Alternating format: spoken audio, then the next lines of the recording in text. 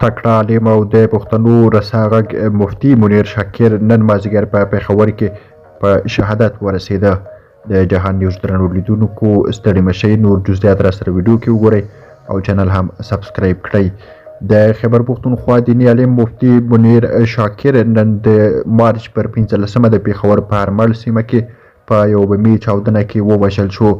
د پېښور د لیډي روغتون ویاند محمد عاصم رسنیو ته په رالیږلي ویډیوي پیغام کې ویلي مفتي شاکر نن مازدیګر دوی ته په زخمي حالات کې وروړل شوی و چې وروسته د ژورو ټپونو له امله ومړ.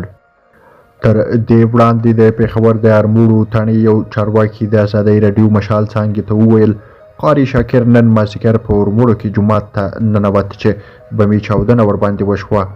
دغې چارواکي د نوم نه ښودلو په شرط مشال راډیو ته وویل په برید کې د مفتي شاکر په ګډون 3 نورو کسان هم ژوبل شول چې وروسته لیډي رینګ روغتون ته ورسول شول. تر اوسه لا چا پر مفتي شاکر د برید مسؤلیت نه دی منلی.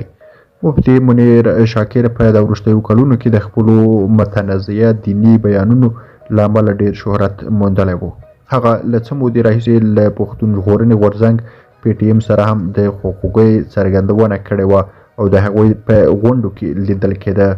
نوموړي د پاکستان پوځ پر تګلارو هم نیوکې کولې. درنو لیدونکو د نورو جزئیاتو لپاره زموږ د یوټیوب چینل هم سبسکرایب کړئ. ښه وخت ښه شوی.